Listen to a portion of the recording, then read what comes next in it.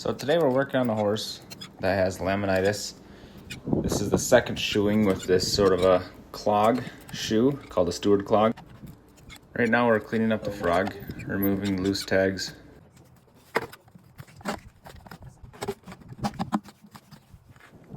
So this horse had laminitis and was a club-footed horse, meaning upright. And as you can see in this radiograph picture, how close the tip of the coffin bone, or P3, is to the sole plane. This horse was barefoot before, and as you can imagine, it was very sore. So here we're finding the live sole and then trimming within about 1/8 of an inch of the live sole. Notice this cracking right here. This would be where the tip of P3 is that you can see in that picture. There's no material to be removed in this area. Now we're just getting it flat and level, being very careful not to get too close to the sole plane, and also not removing anything from the front of the foot that's not absolutely necessary. We want to leave that there for protection. So here's the radiograph picture again. What we are trying to do is balance the shoe around the center of rotation of the coffin joint. This radiograph was taken at the end of the cycle, just a day before this shoeing.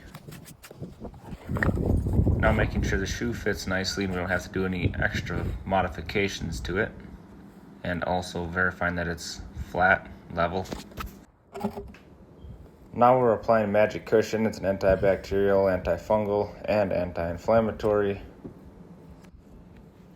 And this is impression material, sort of like dental impression material. This gets put across the back half of the foot to cover up the entire frog.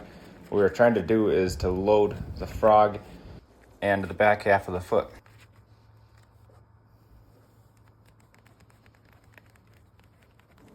Once that impression material is applied, we need to be working quickly in order that it doesn't set up before we can get pressure on it. I like to pre-drill my holes before I nail, especially on a horse that has laminitis, because it reduces the concussion on the foot, keeping the horse more comfortable.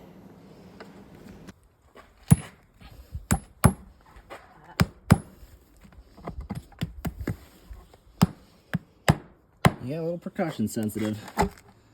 To be expected, though.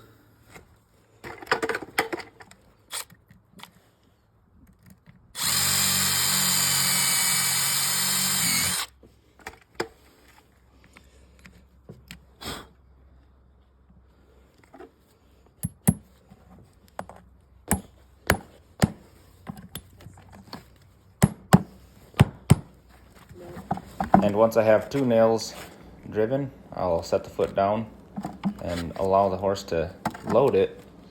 That way the impression material gets pushed up into the commissures of the frog. Typically I'll have their foot loaded like this for 30 seconds to a minute, and then I'll pick it back up and drive the other nails.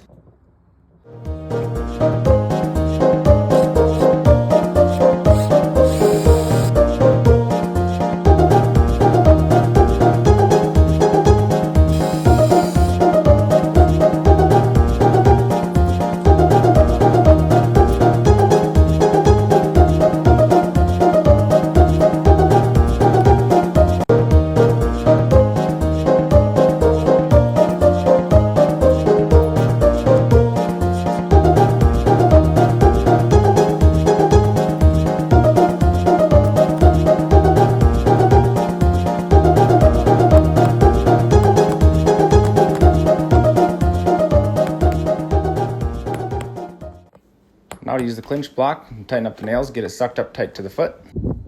Now I'm using my nippers to cut off the excess foot. This just saves on the rasping that has to be done when we are finishing the foot. Be sure to like and subscribe, and I'll see you in the next video.